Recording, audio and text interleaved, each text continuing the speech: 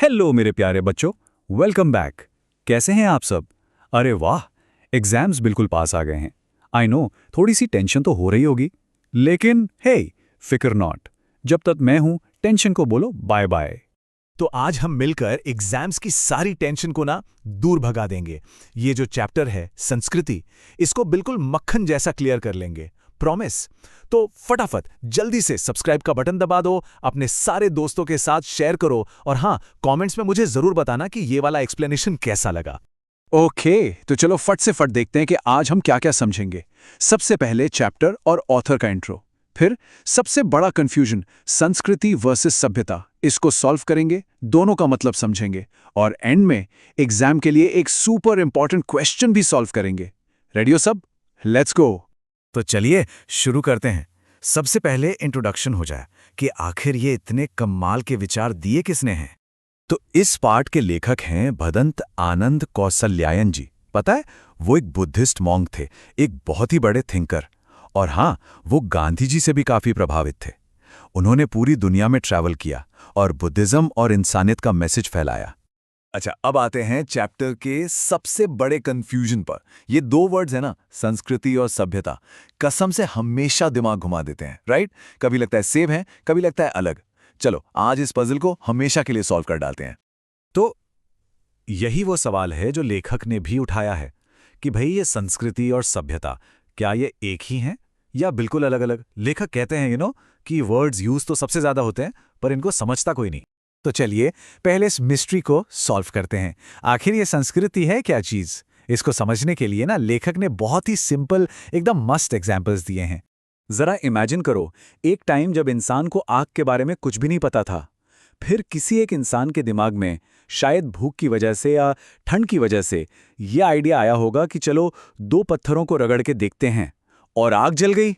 सोचो, वो इंसान कितना बड़ा इन्वेंटर रहा होगा, है ना? अमेजिंग। तो बच्चों, यही है सबसे इंपॉर्टेंट पॉइंट, वो एबिलिटी, वो टैलेंट या वो इंस्पिरेशन जिसकी वजह से आग जैसी नई चीज का इन्वेंशन हुआ।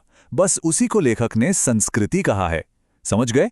ये वो ओरिजिनल स्पार्क है, वो पहली क्रिएटिव सोच। ठीक है, तो अगर संस्कृति वो इन्वेंशन है, वो आइडिया है, तो फिर सभ्यता क्या है? चलो अब इसको देखते हैं कि ये दोनों कनेक्टेड कैसे हैं। तो देखो, बहुत सिंपल है। सभ्यता जो है ना, वो संस्कृति का रिजल्ट है। जिस इंसान ने आग की खोज की, वो थी उसकी संस्कृति। लेकिन उस आग को यूज करके खाना पकाना, ठंड से बचना, ये सारे जो डेवलपमेंट्स हुए, ये बन गई हमारी सभ्यता।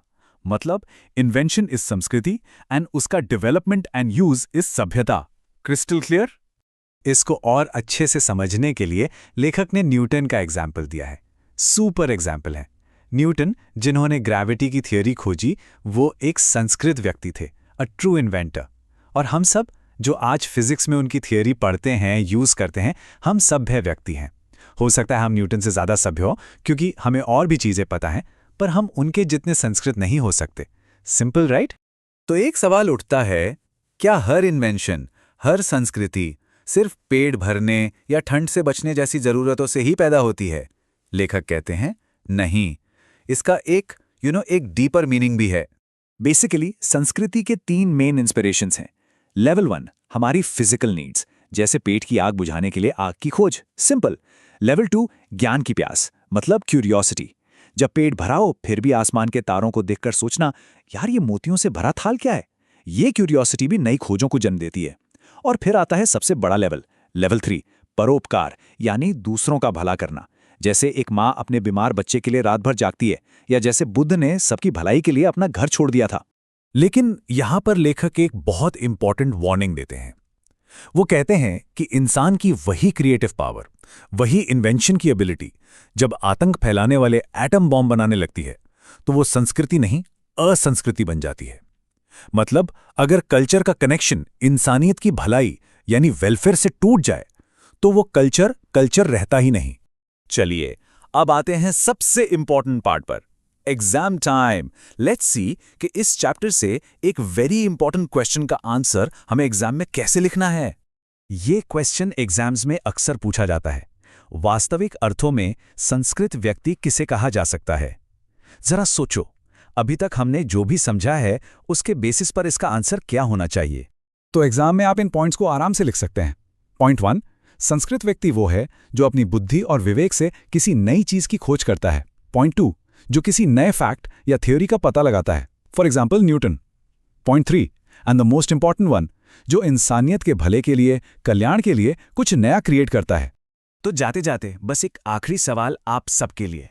अगर संस्कृति हमारी क्रिएटिविटी है, हमारी सुपर पावर है, तो हम ये कैसे इंश्योर करें कि हम इस पावर को हमेशा कल्याण यानी सबके भले के लिए यूज करें और विनाश यानी डिस्ट्रक्शन के लिए नहीं? इस पर जरूर सोचना। All the very best for your exams मेरे प्यारे बच्चों। मुझे पूरा विश्वास है कि आप सब रॉक करने वाले हो। लाइक और शेयर करना बिल्कुल मत भूलना, और हाँ, कमेंट्स में मुझे जरूर बताना कि नेक्स्ट चैप्टर कौन सा उठाएं। Bye bye and take care.